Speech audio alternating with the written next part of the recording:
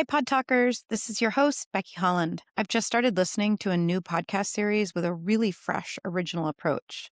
And I have a feeling you're going to like it too. For all my true crime lovers out there, this show takes a familiar genre and flips it over, revealing the power of point of view and asking you to listen closely and decide for yourself.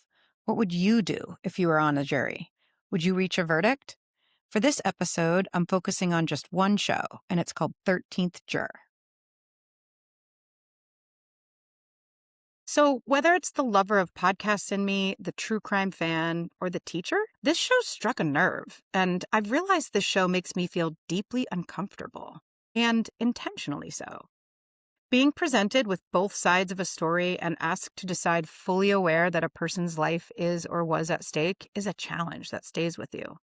And much like our democracy asks of us to be willing to serve on a jury when called, this show places that same responsibility on the listener. So here's how this series works. It takes a case, some well-known, some not, and presents the prosecutor's story in one episode, and then presents the defense's story in another. And stories they are. I've realized over the years, through all of my true crime consumption, that truth and proof are only part of the narrative. The narrative itself can have many sides, and it can be hard to know where certainty actually lives.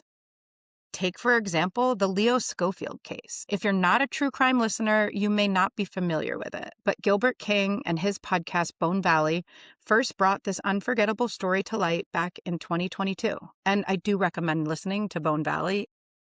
Anyways, this case centers on the 1987 brutal murder of a young woman, Michelle Schofield, in Central Florida, and the controversial conviction of her husband, Leo Schofield, who served more than 30 years imprisoned for the crime, maintaining his innocence the entire time, and who tirelessly searched for the truth of his wife's killer.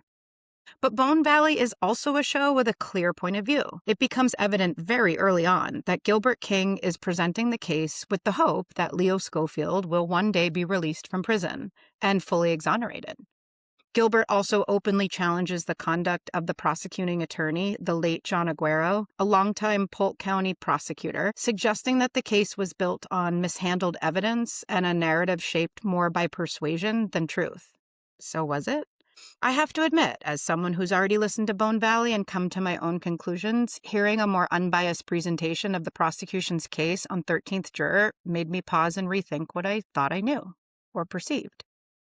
And that experience really highlights the strength of the host of the 13th Juror. Brandy's voice and approach make it easy to engage with both sides of the story. And every now and then you catch a hint of a Georgia twang, a subtle nod to her home state. It's slight, but it's great. Her writing is great too, smart and engaging, and it's obvious each case is well-researched and thoughtfully developed. My one teeny tiny small critique of 13th Juror is that I'm the kind of listener who wants both sides right away. I'd love to hear the prosecution and defense side by side instead of waiting a week between episodes. But maybe Brandy has purpose for this. And so, while I don't know much about Brandy personally, after reading her bio on the podcast's website, her background really rang true for me. She's not a trained journalist, which I appreciate since neither am I. But she has a background in psychology, and that perspective seems to inform some of her interest in not just true crime, but also her commitment to understanding these high-profile cases with care and neutrality. And I think this background in psychology really matters here because the show doesn't let you stay comfortable. She gently but intentionally pushes listeners into uncomfortable territory, asking us to weigh the facts, consider the narratives, and make a decision for ourselves.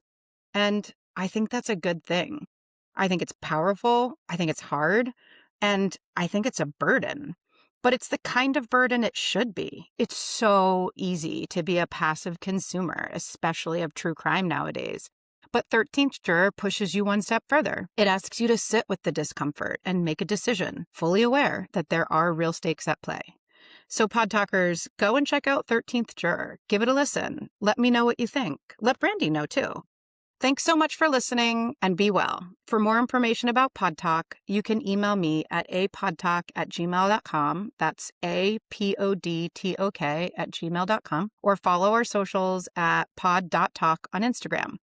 And of course, if you like the show, please give us a rating and a 5-star review. as it continues to help us get discovered. And if you like this show, feel free to check out my other show called Freeport Local, which is a podcast series that celebrates all things Freeport, Maine. And of course, please be sure to share with friends, family, coworkers, and anyone who loves a great podcast series. Again, thanks so much for listening. More episodes are coming soon. And as always, have a great day. Take care.